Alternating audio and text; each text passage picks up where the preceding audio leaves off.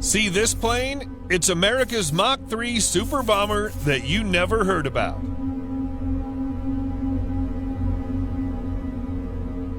The North American XB-70 Valkyrie was the largest and fastest bomber ever built by the United States, but the massive 6-engine Mach 3 capable jet never entered production.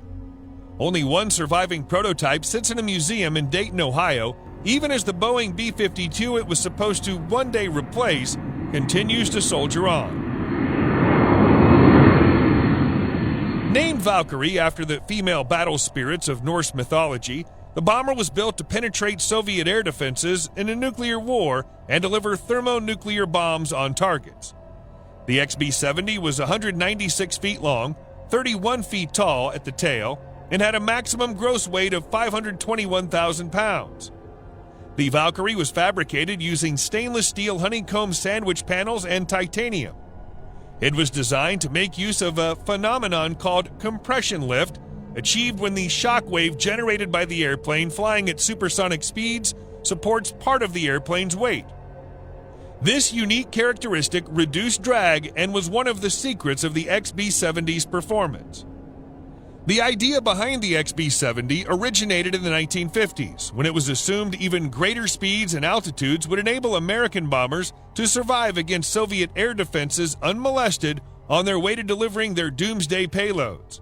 At the time, the only effective defense against bombers were fighters and anti-aircraft artillery. Even then, anti-aircraft guns were only marginally effective, and interceptors were increasingly challenged by ever-improving bomber performance.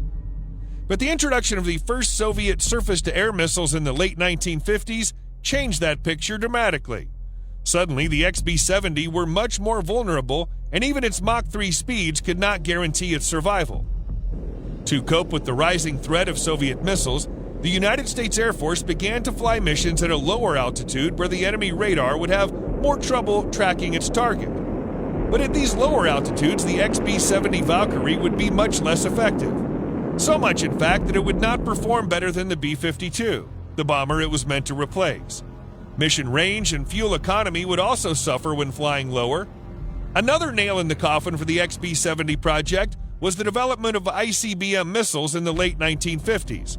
The Valkyrie was specifically designed to carry the heavy nuclear weapons, but now the ICBMs threatened the role of the aircraft.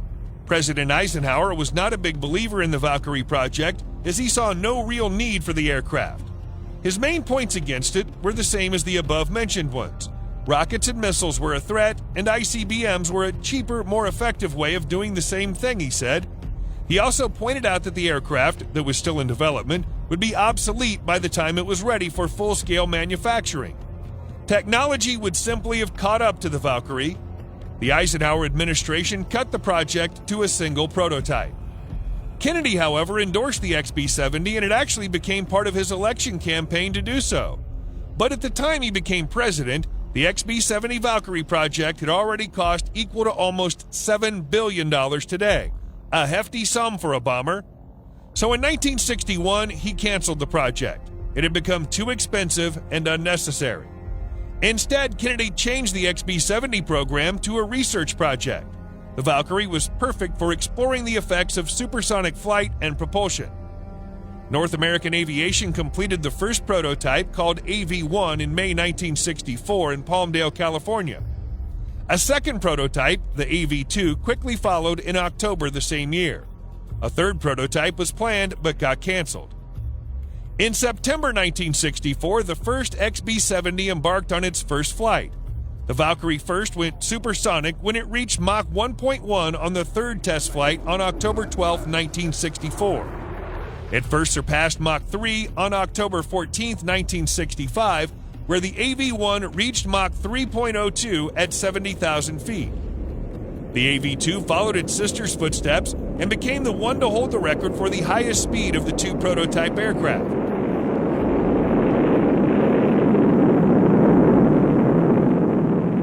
In April 1966, the AV-2 reached and maintained a top speed of Mach 3.08 for 20 minutes.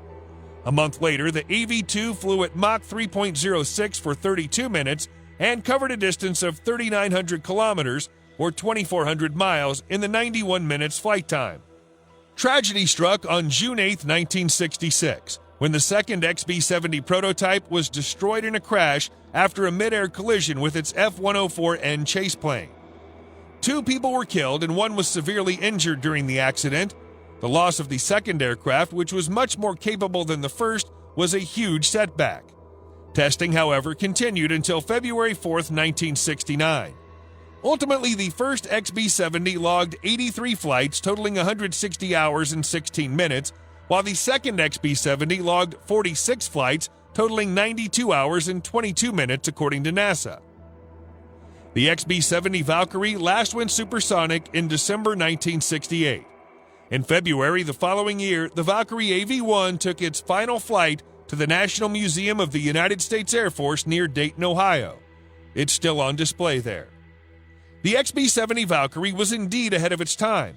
Despite a turbulent life from development to retirement, the futuristic supersonic bomber amazes with its looks, performance, and history. It was a product of the Cold War, where experts thought that Mach 3 speeds and higher altitudes could protect a bomber carrying nuclear weapons. But development costs and advances in technology eventually made the XB-70 Valkyrie unnecessary. Instead, the bomber was used in a research project aimed to study supersonic flight.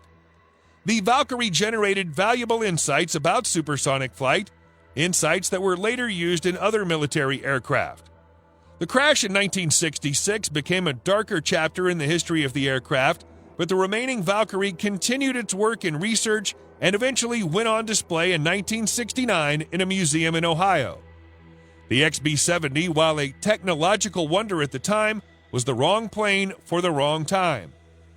It came at a time when ballistic missiles were thought to be supplanting manned bombers.